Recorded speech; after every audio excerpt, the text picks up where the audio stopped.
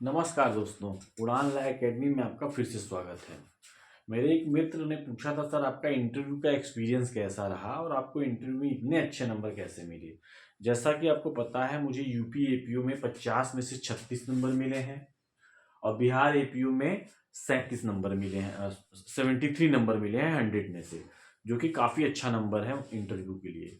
आइए समझते हैं इंटरव्यू है क्या। इंटरव्यू का अर्थ होता है इनरव्यू। वहाँ आपके अंदर की बात को जानना चाहते हैं कि आप कैसा, आपका व्यक्तित्व कैसा है, आपकी पर्सनैलिटी कैसी है, वो जानना चाहते हैं। तो आपके पर्सनैलिटी का टेस्ट है, ना कि आपके नॉलेज का टेस्ट है।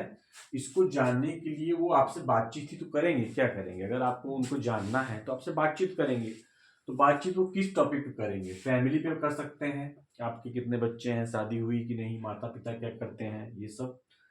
पीछे की पढ़ाई भी करेंगे, आपने ग्रेजुएशन किया है, किस सब्जेक्ट से किया है, उससे एक आध दो क्वेश्चन हो सकता है। वर्तमान में आप क्या कर रहे हैं, जैसे मैं कनिष्ठ सहायक था तो मैंने बताया, तो उससे काफी क्वेश्चन आए। लॉ के बारे में तो क्वेश्चन रहेंगे ही रहेंगे, क्योंकि उनको भी लॉ के बारे में पता है और आप भी लॉ की परीक्षा पास करके आए हैं। तो आपको पर्सनालिटी को बेस्ट जानने का तरीका है कि लॉ, इसलिए आपका लॉ के फील्ड में अच्छा नॉलेज होना चाहिए, पकड़ होनी चाहिए। चर्चित मुद्दे में आपकी राय क्या है? जैसे कोई भी करंट मुद्दा चल रहा था, जैसे मैं यूपीएपीयू दे रहा था तो बीपर जॉय आया था उस समय, और मान लीजिए इस समय अगर कोई किसी का इंटरव्यू होगा तो राम मंदिर पे क्वेश्चन जरूर उठेगा। ठीक है, तो जो भी चर्चित मुद्दे हैं, इसलिए मैं कहता हूँ न्यूज़पेपर जरूर पढ़िए, और इंटरव्यू के दिन का न्यूज़पेपर तो जरूर पढ़ के जाना चाहिए। ठीक। अब मैं बताता हूँ यूपीएपीयू में क्या पूछा गया मुझसे। जैसा कि आप जानते हैं कि मैं अभियोजन विभाग में मृतक आश्रित पद में क्लर्क के पद पर कार्यरत हूँ। ठीक है, अभी भी मैं कार्यरत हूँ, क्लर्क हूँ मैं, मृतक आश्रित के पद पर कार्यरत हूँ। और जैसे ही मेरी ज्वाइनिंग वहाँ पे आ जाएगी, मैं चला जाऊँगा ट्रेनिंग में। लेकिन जब तक मैं नहीं जा रहा हूँ तब तक तो मैं आपके साथ हूँ ही, और वहाँ पे भी मैं प्रयास करूँगा, आपके साथ रहूँगा आपके लिए। ठीक है।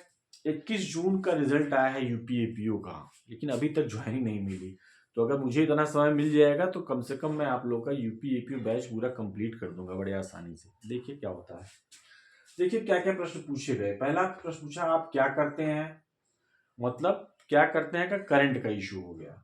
एलएलबी आपने कब पास की, यूपीएपीओ की सैलरी कितनी होती है, जॉब प्रोफाइल से क्वेश्चन आया। जैसे मैं सैलरी बनाता हूँ यूपीएपीओ में, यहाँ पे जो ग्रेड पे है वो 8 है, ग्रेड पे 8 है, 47,600 रुपये स्टार्टिंग होती है। तो मैंने उसको जवाब दिया कॉन्फिडेंटली।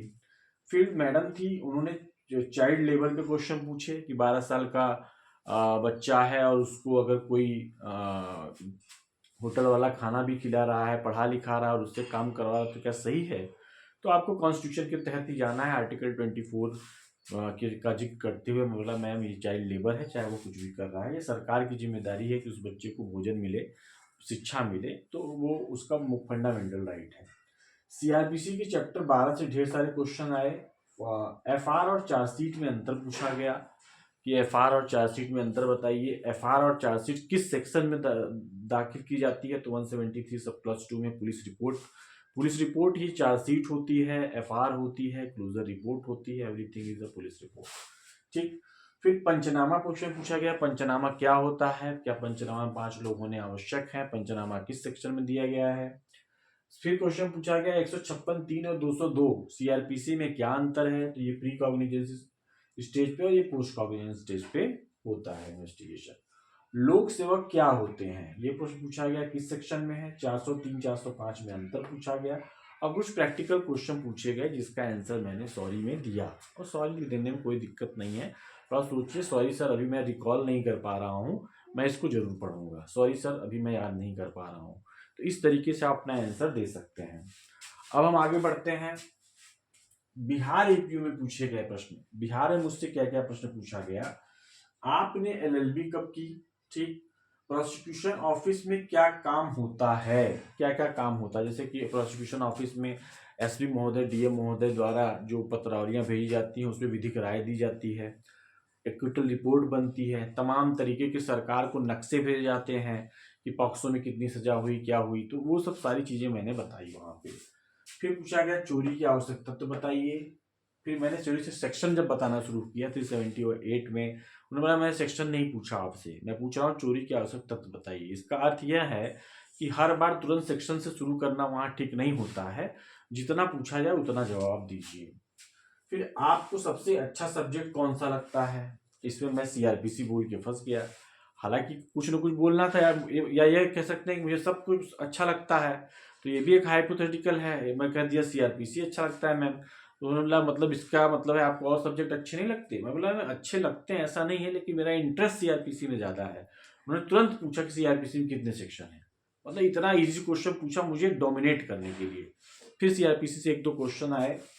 हाँ, फिर 125 से क्वेश्चन पूछा उन्होंने, सेक्शन 125 भरण पोषण से। हार्ट और गिवियस हार्ट में अंतर पूछा गया। सेक्शन 324 आईपीसी पूछी गई। 34 और 149 में अंतर पूछा गया, और बहुत सारे क्वेश्चन पूछे गए। तो इस टाइप के क्वेश्चन पूछे गए, लेकिन मैं सहजता से सारे क्वेश्चन का आंसर देता गया। और जो क्वेश्चन का आंसर मुझे नहीं आ रहा था, बोला सॉरी मैम, सॉरी सर, अभी मैं रिकॉल नहीं कर पा रहा हूँ, मैं इसको जरूर पढ़ूंगा। इस तरीके से मैंने अपना इंटरव्यू दिया।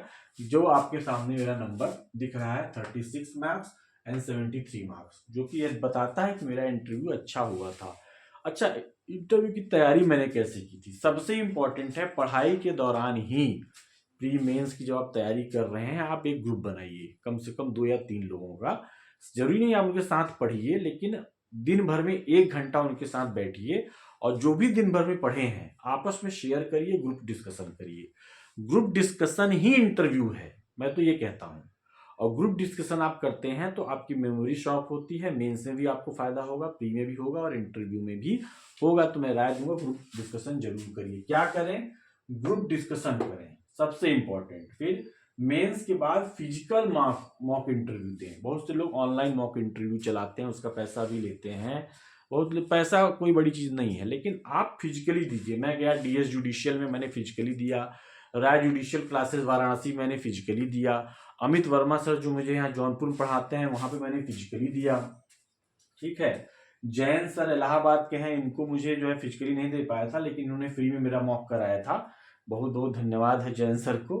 और इन्होंने मेरा मॉक फ्री में कराया था, ऑनलाइन कराया था। राय सर जो राय जुडिशियल क्लासेस है यहाँ पे, राय सर की क्लासेस इलाहाबाद की भी है, वहां पे मैंने किया। और डीके राय सर की जो क्लास वाराणसी में, वहां पे मैंने फिजिकली दिया। उसके बाद मेरे मित्रों ने मेरा मॉक लिया। सत्येंद्र यादव, इन्होंने मेरा मॉक लिया। सुधाकर ने मॉक लिया। सुमित ने मॉक लिया। विशाल ने मॉक लिया। और कई प्रोसिक्यूशन ऑफिसर्स जो इस समय जज हैं या एपीओ हैं, जैसे राजदीप सर हैं, अंकित सर हैं, और राजेश सर हैं, मेरे राजन भैया हैं, और उसके बाद बहुत सारी लंबी लिस्ट है, संजय सर हैं। तो कई लोगों से मैंने बातचीत की कि कैसे इंटरव्यू में करें, क्या पंकज सर जो जज हैं उनसे, विनोद सर से, तो सबने अच्छे से राय बताई और मैं उन्हें उसको फॉलो किया, जिसकी वजह से मेरा इंटरव्यू इतना अच्छा नंबर आया। तो उम्मीद है वसीम जी आपको आपका आंसर मिल गया होगा, और आपके साथ ही जितने भी लोग ये वीडियो देख रहे हैं उनको आंसर मिल गया होगा कि इंटरव्यू की तैयारी कैसे करें, कब से करें। तो सीधी सी बात है, जब आप अपनी तैयारी शुरू कर रहे हैं तभी से करिए, और वह ग्रुप डिस्कशन से ही हो पाएगा। जय हिंद, जय भारत।